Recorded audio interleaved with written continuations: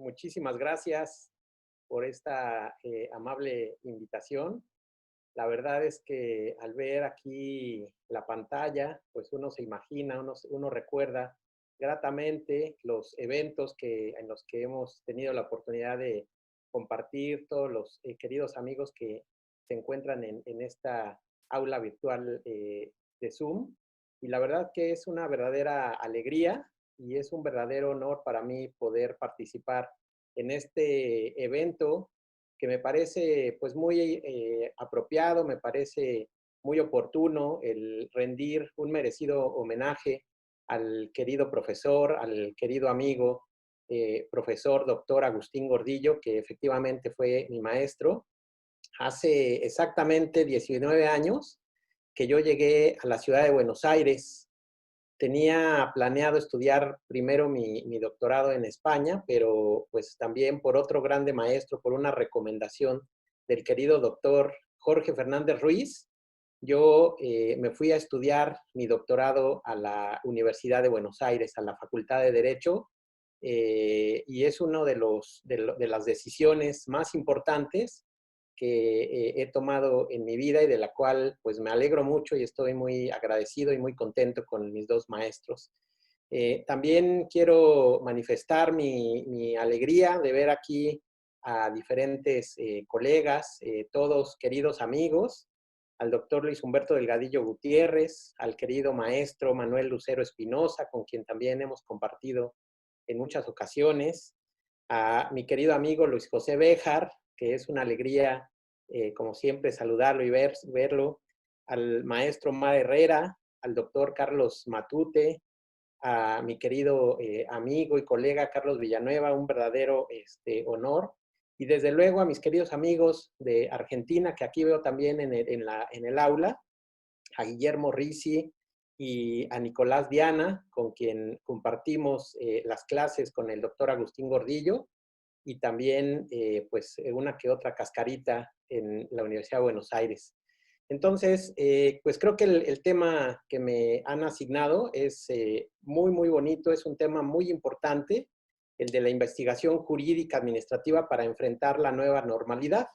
Y aquí creo que es muy importante recurrir a la obra escrita del profesor Agustín Gordillo. El doctor Agustín Gordillo tiene bueno, toda su obra, como sabemos, es un referente para todos los administrativistas, pero especialmente hay un libro que pues es ampliamente recomendado. Yo lo leo y lo releo cada que voy a iniciar una investigación, El método en derecho, que por cierto está de acceso gratuito en la página del doctor Agustín Gordillo. Y el otro trabajo que también es muy importante para realizar una investigación administrativa, una investigación jurídica, es el capítulo primero del tomo 1 de su Tratado de Derecho Administrativo. Este capítulo, esta obra jurídica es de lo más relevante y es una de las primeras lecturas que precisamente el doctor Agustín Gordillo asigna a los alumnos en las primeras clases, en las primeras lecciones. Quiero decir que siempre he tenido la oportunidad de compartir opiniones con el querido doctor. Fue no solamente mi asesor de tesis, sino también fue mi tutor de tesis, porque en Argentina se tiene que cambiar la figura. Y entonces estas dos obras son esenciales ahora para realizar una investigación y para enfrentar la nueva normalidad. Bueno, quiero mencionar que el día de ayer se dieron a conocer estos números. Hoy es el día número 61 desde que apareció el 161 desde que apareció el primer caso, el número 137 de confinamiento y el día número 67 de la nueva normalidad. Tenemos al día de ayer 456,100 infectados, 49,698 fallecidos, es decir, que en esta emergencia sanitaria, la obra del doctor Agustín Gordillo se vuelve un referente importantísimo para las autoridades y también para quienes estamos realizando investigación. Porque el doctor Gordillo, voy a citarlo textualmente, nos dice: la claridad del vocablo o definición que se estipule es un prerequisito de la claridad de todo lo que luego se exponga sobre un determinado tema.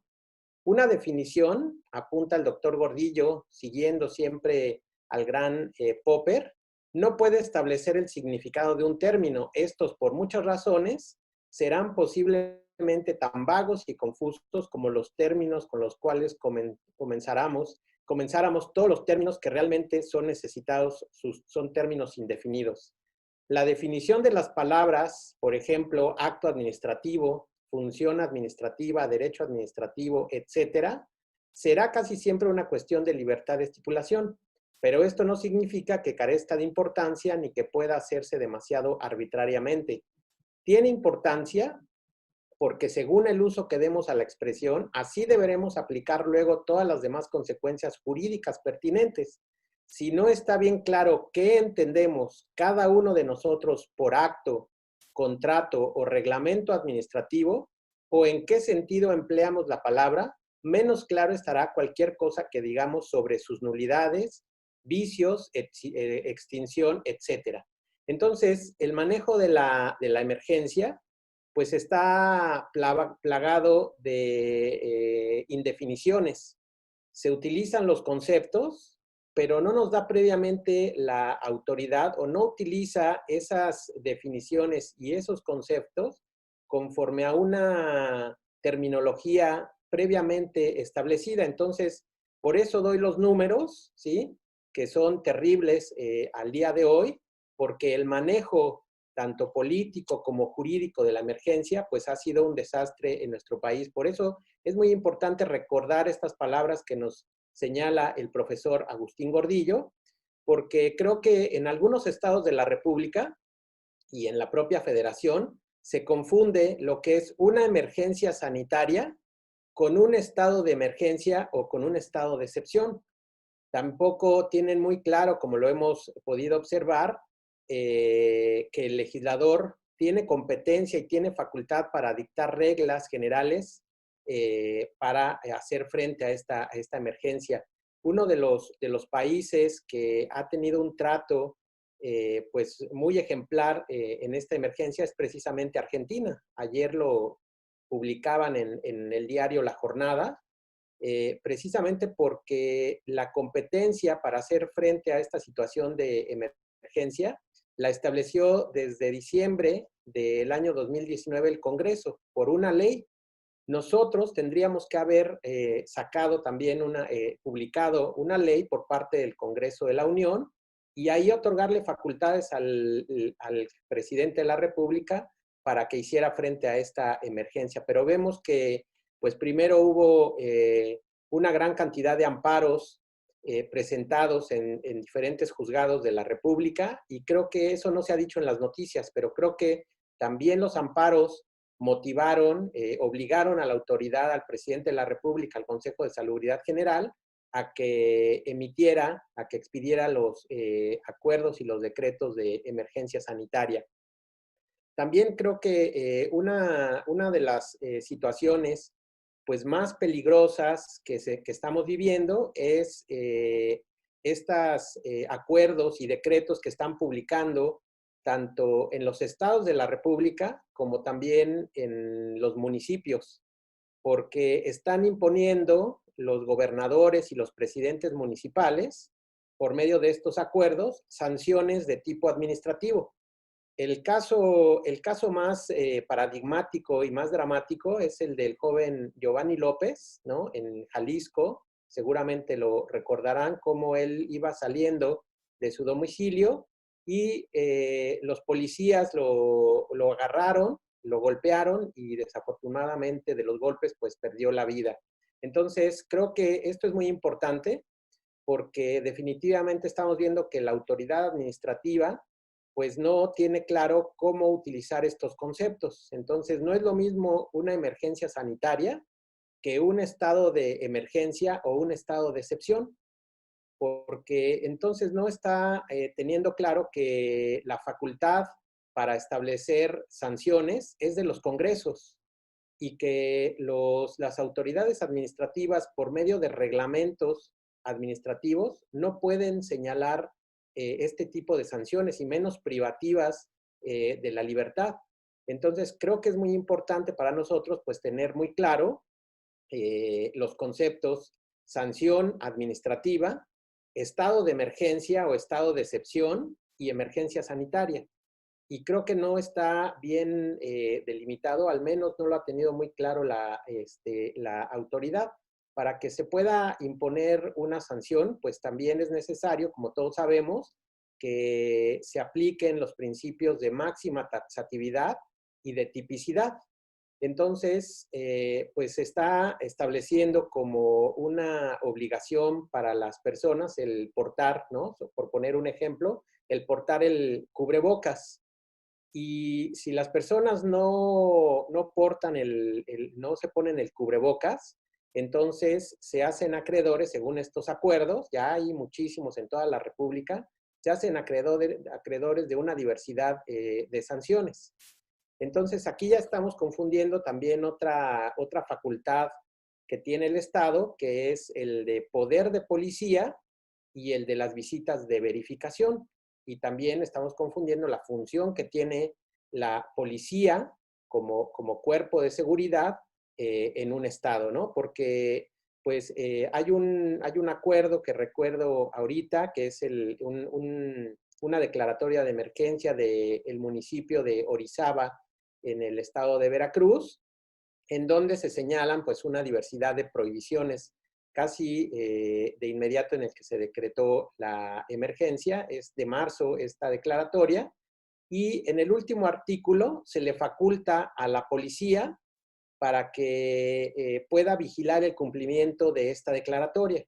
Entonces, creo que ahí hay una situación muy, muy importante y muy interesante de estudio, de acuerdo con lo que nos explica el profesor Agustín Gordillo, porque la policía pues está encargada para vigilar la seguridad de las personas, y las autoridades administrativas tienen facultades para realizar pues las funciones de verificación y de inspección, las visitas domiciliarias que establece el artículo 16 constitucional.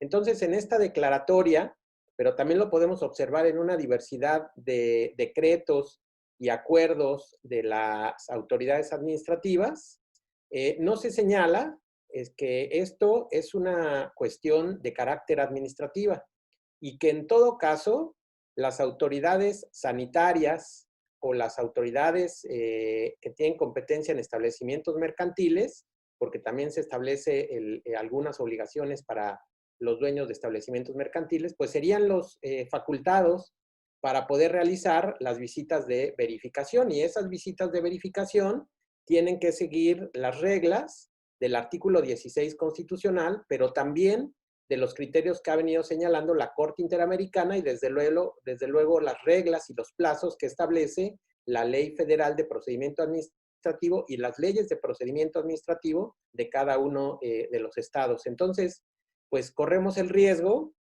de que, pues obviamente, estas normas se declaren inconstitucionales, pero además hay otra consecuencia importante derivado de una figura que ya se incorporó a nuestro sistema jurídico en el 2002, que es la responsabilidad patrimonial del Estado. Entonces, vamos a terminar esta emergencia, no solamente, como ya llevamos al momento, con muchos fallecidos, ya casi 50,000, sino que además vamos a terminar con muchas solicitudes, muchas peticiones por responsabilidad patrimonial del Estado. Entonces, creo que sí es muy importante que los que nos dedicamos a la investigación jurídico-administrativa, pues lo digamos y señalemos claramente que estos conceptos están siendo mal utilizados por los gobiernos al momento de establecer sus reglas en los acuerdos y en los decretos. Bueno, hay otros fragmentos del libro del doctor Agustín Gordillo, del método en derecho, que me gustaría también citarlos, porque creo que son muy importantes para estos procesos de investigación. En el libro, El método en derecho, el profesor Agustín Gordillo dice lo siguiente, cito textualmente: pocas veces la creación científica o literaria se produce ex nihilo. Se podrá discutir el grado de importancia e intensidad o minuciosidad que requiere el estudio previo del problema y la recolección de los hechos, con la mayor o menor imaginación creadora empleada en la ciencia y en las artes, pero no parece ser posible discutir que, como regla, primero se requiere recolección de datos de la realidad, experiencias de la investigación, conjeturas o hipótesis tentativas, múltiples intentos, etcétera. Todo lo cual supone una importante motivación o interés, dedicación, esfuerzo, preocupación, voluntad. De este modo, la idea creadora no precede al estudio de un problema, sino que por lo general sucede a su investigación detallada, paciente y trabajosa, y requiere luego sucesivas reelaboraciones. La inspiración creadora se ubica así cronológicamente en el medio de un largo e intenso trabajo por un tema determinado. Entonces, creo que es muy importante, ahora que estamos en este confinamiento, es muy importante acudir pues a todos los medios disponibles que nos ofrece la tecnología. No estoy hablando solamente de recurrir pues al buscador Google, ¿no? O algunos otros, sino es meterse y es pedirle a las bibliotecas información de los libros, de todo lo que se ha escrito sobre un determinado tema. Y es importante seguir este proceso que nos señala, que nos enseña el profesor Agustín Gordillo, porque de esta manera, como él ya lo ha experimentado digamos, él mismo y también con sus alumnos, es la forma más en la que se puede tener más éxito en hacer una investigación. La verdad es que cuando uno toma las clases con el profesor Agustín Gordillo, nosotros tuvimos la oportunidad de tomar algunas lecciones, entre ellas en su clásica cátedra Habilidades Profesionales, y él en esa clase nos va llevando de la mano, de cómo hacer una investigación. Y este fragmento que les acabo de leer de su obra es muy importante porque él nos explica cómo debe ser el proceso de la investigación. Y él nos dice que lo que suele llamar más la atención y desde afuera parece ser lo más difícil de lograr es la inspiración creadora. Lo más difícil empíricamente no es tener la idea novedosa, porque dice, todos contamos con ideas creativas, todos tenemos ideas novedosas, pero muchas veces no las podemos materializar porque no seguimos este proceso para poder registrar y para poder desarrollar las ideas. Entonces, lo primero que dice es prepararle el terreno. 2, registrarla en el papel o la memoria cuando aparece. Entonces, él nos mencionaba que cuando él pues está dormido o está en una conferencia, etcétera, siempre es muy importante tener a la mano algún medio para poder registrar esa idea. Regularmente, pues nosotros tenemos un cuaderno o unas hojas o un lápiz, pero a veces nos es un poco complicado, digamos, llevar la idea al papel. Y él nos hacía una recomendación muy importante en la clase. Y decía, tengan a mano una grabadora. Ahora los teléfonos, los dispositivos, tienen grabadora, y entonces dice, graben lo que ustedes piensen. No importa cómo lo digan, lo importante es que quede registrada esa idea que al parecer es muy novedosa, porque las ideas, así como vienen, desaparecen. Entonces, siempre es importante tener en el buró de la cama, siempre es importante tener en el bolsillo un pedazo de papel y una pluma para poder registrar esas ideas. Les digo, ahora con la tecnología, los teléfonos son muy importantes. 3, continuar en la investigación. Estas 3 actividades dependen del hemisferio dominante, de nuestra voluntad y autoconciencia. Y son estas 3 actividades volitivas las que condicionan la aparición y la aprovechamiento de las ideas creativas. Entonces, esta sencilla fórmula que la podríamos resumir, como nos decía el doctor Agustín Gordillo, en leer, pensar y escribir. Es muy importante este proceso que se sigue para la investigación jurídica. A veces los estudiantes de derecho van a nuestras oficinas, a nuestros cubículos y nos preguntan, profesor, ¿tiene algún tema para que yo realice mi tesis? Y entonces vemos cómo a los jóvenes se les complica mucho a veces iniciar una investigación porque no tienen una preparación y porque no tienen la actitud y porque no tienen el hábito de la lectura. Entonces, es importante leer de todo, no solamente cuestiones de derecho, porque la solución en este momento a la emergencia no viene únicamente del derecho. La solución a cómo salir nuevamente de esta emergencia, pues va a venir de la economía, de la medicina, de la química, de la física, etcétera, de una diversidad de ciencias y de materias que son muy importantes que tomemos en cuenta para poderlas después plasmar en normas jurídicas. Pero desde luego que es muy importante la lectura previa. Y si no leemos, pues es difícil que podamos meditar y que podamos pensar y que podamos imaginar nuevas soluciones. Por eso es muy importante tener a la mano pues una buena biblioteca física o virtual. Ahora la ventaja de la tecnología es que podemos tener grandes bibliotecas en nuestra propia computadora y las podemos clasificar nosotros mismos de acuerdo con la importancia o la trascendencia de los temas que estamos investigando. Y desde luego, lo más importante es que todo lo que nosotros pensemos e imaginemos, lo llevemos al papel, lo escribamos.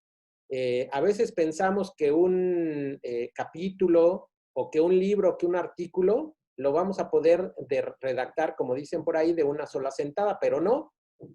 El proceso de investigación y el proceso de plasmar las ideas y que sean claras y sencillas y concretas, es un proceso muy largo que puede llevar años o que en algunas ocasiones puede llegar a algunos días, cuando lo mismo lo dice muy claramente ahí el profesor Gordillo, cuando nos llega la musa inspiradora, pero puede ser un proceso muy largo sobre un tema que aparentemente pues es muy sencillo. Entonces, muy recomendable el libro del doctor Gordillo, El método en derecho. Y ya para concluir, nos dice el profesor en este capítulo que estoy citando, dice, si se procura clasificar las etapas del proceso creativo, posiblemente 3 o 4 serían las más importantes. 1, investigación, ¿no? Y de ahí la importancia de acudir a las bases de datos y a los repositorios que tenemos ahora de manera muy accesible. 2, maduración de las ideas, maduración de los pensamientos. Y es muy importante, él nos decía, y esto creo que sí lo hemos venido haciendo muchos de nosotros, es crear redes y crear amigos profesionales con los cuales poder compartir las ideas. Entonces, él nos obligaba, cuando estábamos en clase, a crear un correo con muchos amigos profesionales, muchos amigos personales, a los cuales nosotros les podíamos hacer preguntas y que ellos pudieran respondernos de manera muy sincera y muy objetiva sobre lo que nosotros vamos escribiendo. Entonces, a eso se refiere con la segunda etapa del proceso creativo, que es la maduración de las ideas. Porque a veces pensamos que tenemos una idea muy tonta y es una idea genial, pero todas las ideas tienen que quedar plasmadas en nuestro escrito. Después ya las iremos desechando, ¿sí? A medida en que vayamos leyendo más cosas o vamos obteniendo más datos de la realidad o conversaciones con nuestros colegas. La tercera etapa es la irrupción de la idea creadora, hipótesis o conjetura novedosa. Esta inspiración no surge sin un trabajo previo intenso, o sea, sin la etapa anterior a la investigación, pues como expresa un antiguo texto chino, si el aprendizaje se soporta de este modo, será eficaz cuando pase el tiempo. Y como una fruta madura que cae producirá inmediatamente el supremo despertar. Y 4, continuación y reformulación de la investigación a la luz de la nueva idea. Esta cuarta etapa, dice el profesor, del proceso creativo, científico o literario se continúa, renueva o multiplica con nuevas ideas que van apareciendo en la reelaboración del trabajo, algunas de las cuales se confirman, otras se rechazan, modifican, enlazan. Sobrevienen aquí nuevas etapas de maduración, decantamiento, reposo, alternando investigaciones u obras diferentes. Entonces, la obra del investigador del derecho no es una obra terminada, es una obra que siempre está en proceso de actualización y siempre va a estar en proceso de meditación y de intercambio de opiniones con otros profesores porque, como sabemos, la realidad es cambiante. Y como la realidad es cambiante, nosotros también tenemos que adecuar las normas jurídicas a esas nuevas realidades, ¿no? En este caso estamos hablando de una nueva normalidad.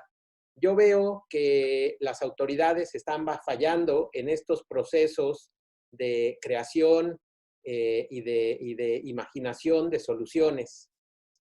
Tenemos ya demasiados semáforos, un semáforo federal, semáforos locales, semáforos municipales, semáforos por colonia, y esto desde luego que trae como consecuencia pues un grave descontrol, ¿no? Para nosotros pues una grave inseguridad jurídica, porque en realidad no sabemos qué hacer cuando está en semáforo rojo o cuando está en semáforo naranja.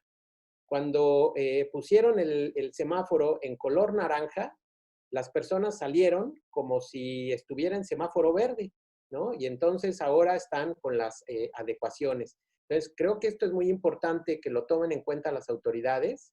Creo que es muy importante que se reencaucen las medidas que se están tomando. Tuvimos algunas reuniones en la universidad y estamos viendo también algunas medidas que están tomando autoridades y todas las autoridades están tomando diferentes tipos de medidas. Entonces, creo que es muy importante que desde el gobierno federal se tomen las riendas y que se establezcan las medidas adecuadas y que sean muy claras y que sean muy precisas, ya con base en la mala experiencia que hemos tenido hasta el momento en nuestro país, que somos uno de los países referentes en el mal manejo de la emergencia sanitaria y esto derivado pues de la falta de creatividad y de la falta de esta metodología que es muy importante para nosotros en la investigación jurídica. Pues nuevamente celebro mucho la realización de este seminario internacional y celebro mucho que sea en honor del querido doctor, del querido maestro Agustín Gordillo, que es para nosotros todo un referente en el derecho administrativo. Y me siento muy honrado, estoy muy agradecido con ustedes, querido doctor Alfredo Delgadillo López, con la Unidad de Derecho, y me siento muy contento de estar compartiendo esta aula en este momento histórico con queridos maestros que también son referentes en el derecho administrativo. Muchísimas gracias por esta oportunidad y estoy a las órdenes. Muchas gracias. No, los que estamos honrados somos nosotros en la Unidad Académica de Derecho, contar con una participación de esta calidad muy clara, que es muy buena para cualquier estudiante de licenciatura próximo a egresar, estudiante de licenciatura que va iniciando la carrera. También yo la veo como para los que van a estudiar Derecho, esas invitaciones que hace usted citando y también aportando cosas que ya había señalado el doctor Gordillo y usted también que aprendió, que usted como alumno presencial del doctor Gordillo vivió. Creo que viene de primera mano esa información y tener a un jurista que ha destacado tanto, no solo en México, sino en Iberoamérica especialmente, nos llena de orgullo. Yo no me la creo todavía que estemos reunidos aquí en esta sala virtual y no me la creo estar reunido con los que, como mencioné ayer, para mí son los mejores administrativistas de Iberoamérica. Afortunadamente pudimos estar reunidos todos y también contamos con la amabilidad de todos ustedes y especialmente de usted también, doctor Miguel Alejandro López Olvera. Es un gustazo gigante que nos acompañe, es una gran satisfacción, una gran alegría y es un honor. Nos sentimos privilegiados por haberlo escuchado. Esta media hora de su cátedra ojalá se hubiera podido extender más porque fueron tantas cosas, como usted lo mencionó, un tema muy bonito y unas reflexiones muy, muy profundas que quedan impregnadas en cualquier alma de investigador administrativista. Así que, para no hablar yo, quiero que el público, si tiene algún mensaje o alguna pregunta para el doctor López Olvera, se la haga llegar. Si no, aquí tengo muchas preguntas también que me han hecho, sobre todo estudiantes de licenciatura, para el doctor López Olvera. Así que si alguien quiere abrir el micrófono, adelante. Adelante, con mucho gusto.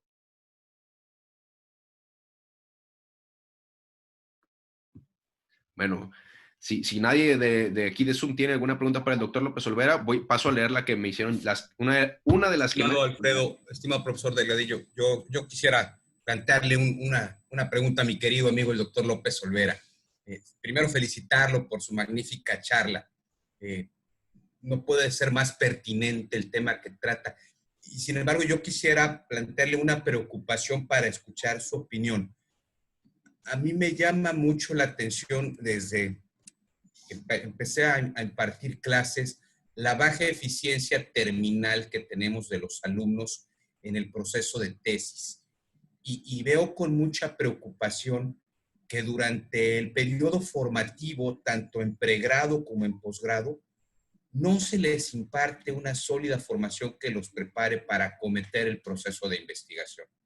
Sí, se incluyen materias de metodología, técnicas de investigación, pero me parece que se imparten de una manera que está totalmente desvinculada con el ejercicio práctico del proceso natural de la investigación. Efectivamente, cuando uno atiende a un tesista, los alumnos parten de la idea de que, como usted bien señalaba, que se van a sentar frente a la computadora, frente al ordenador, y en un golpe de inspiración van a desarrollar la tesis. No hay una comprensión de esa labor prácticamente artesanal que parece muy ajena a estos tiempos de tecnología tan rápida, a ese proceso artesanal que es el trabajo de investigación, de lectura, de reflexión, de anotación y vuelta a la lectura, la reflexión y anotación. ¿Qué podría usted comentarnos sobre esto desde su experiencia como docente? Sí, querido Carlos, un enorme gusto verte y poder compartir contigo estas reflexiones. Sí, efectivamente, creo que a nosotros nos toca un papel muy importante en la formación de nuestros alumnos, ¿no? Y tenemos que ser muy motivadores con los alumnos. Y tenemos también que ser muy motivadores, pero también muy realistas en decirles, ¿no? Y muy honestos en cómo se tiene que realizar una investigación y cómo es el proceso. En la universidad, tenemos ahí diferentes modelos. Yo, especialmente con los alumnos que les estoy dirigiendo la tesis, pues yo desde el primer día los pongo a leer y a escribir. Los pongo a leer y después, pues, entregar resúmenes, entregar, pues, las ideas que ellos consideren las más novedosas de ese autor o de esos autores. Y a partir de ahí, pues, seguir con una discusión, porque a veces piensan los alumnos que escribir un trabajo de investigación es copiar, pues, lo que está en un libro. Y entonces hay que enseñarles a que ellos tienen que ir dialogando con los autores en su trabajo de investigación. Y eso es muy bonito, ¿no? El ir platicando con un determinado autor y después ir sumando a otro autor.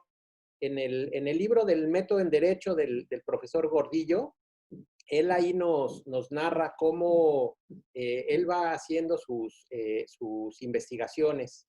Y también en su libro, en su tratado de Derecho Administrativo, que yo siempre se los doy a mis alumnos, siempre se los doy, especialmente esos dos libros, el método en Derecho y el capítulo 1 del tratado, del tomo 1 del tratado, porque esa creo que es una guía metodológica, especialmente para los administrativistas, ¿no? Pero puede ser una guía metodológica para todos los estudiantes de cualquier materia de derecho. Entonces, creo que es muy importante que nosotros los llevemos de la mano, pero que desde el inicio les dejemos lecturas y les vamos controlando las lecturas y también animarlos a escribir un párrafo, 2 párrafos, para que ellos empiecen a soltar la mano y vayan aprendiendo a hacer los diálogos con los autores. Y entre más van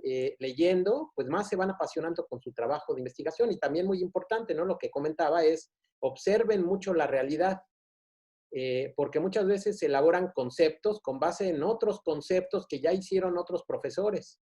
Entonces, es muy importante, pues, por ejemplo, si se hace un libro de acto administrativo, pues tener a la mano, pues, una diversidad de actos administrativos, ¿no? Acudir al tribunal, acudir a la administración, ver el diario oficial de la federación y ver las características, ¿no? Leer un reglamento, leer un acuerdo, leer una resolución, leer una licencia, ver un pasaporte, no sé, etcétera, ¿no? Toda esta diversidad que nos muestra la realidad, la tienen que conocer el alumno para poder elaborar su trabajo de investigación, ¿no? Entonces, creo que es muy importante para nosotros y desde luego que esa característica pues la tienen aquí todos los profesores, también tú la tienes, mi querido Carlos, que es la pasión por el derecho administrativo, ¿no? Que eso es muy importante en un profesor, ¿no? Es transmitirle al alumno la pasión por la investigación y la pasión por una determinada materia, ¿no? En el caso de nosotros, por el derecho administrativo. Muchas gracias, querido amigo. Muy agradecido. Así es, de acuerdo con el doctor López Olvera, así como usted también nos transmitió ayer, ese encanto por el derecho administrativo. Si alguien más tiene alguna pregunta, dejo el micrófono, si no paso a leer una que seleccioné de WhatsApp. Si me permite, profesor Delgadillo, un saludo mucho. Por favor. Bueno, profesor, primero felicitarles por estas exitosas jornadas. La verdad, quedamos muy agradecidos. Mis parabienes para usted por la organización. Y sobre todo, permítame enviarle un fuerte abrazo al profesor Miguel Alejandro López Olvera desde aquí, Quito, Ecuador. Un gran amigo del profesor Miguel Alejandro. Brillante su exposición, como siempre, y únicamente complementando lo que bien expresaba el profesor Villanueva, ¿no?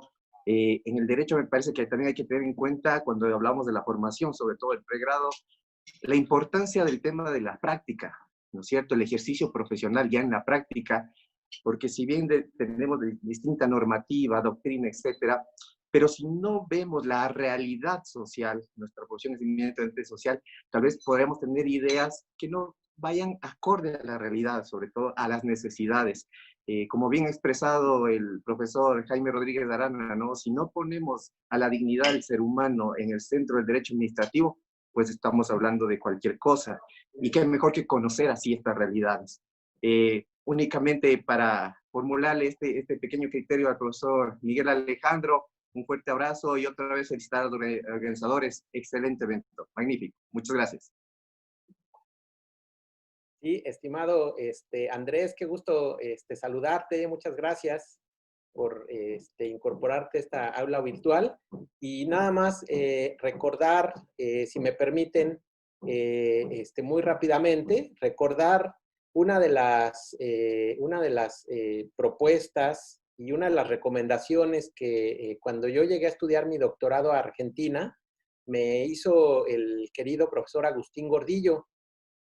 Cuando yo llegué a estudiar a Argentina, pues obviamente que no conocía pues las instituciones. Y entonces una de las tareas que me dejó el profesor fue que yo estudiara las instituciones no solamente en las normas y en los libros, sino que tenía que conocerlas, tenía que ir con mis compañeros y tenía que ir a las oficinas de gobierno y tenía que ir a los tribunales a conocer físicamente qué hacían en cada una de las oficinas.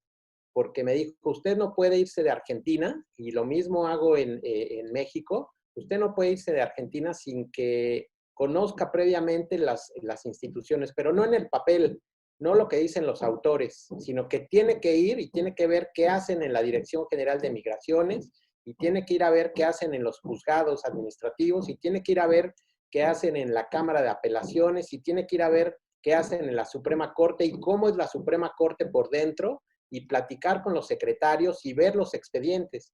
Entonces, creo que esa es una tarea muy importante y también es parte de la formación de nosotros como abogados. No podemos hablar de una determinada institución si no la conocemos físicamente y cómo funciona ya en la práctica. Y eso creo que es algo que pues, nos da obviamente pues, los años y la experiencia, pero también nosotros lo podemos fomentar en los alumnos para que hagan una determinada investigación. Entonces, totalmente de acuerdo con mi querido amigo Andrés de Ecuador. Un abrazo muy fuerte.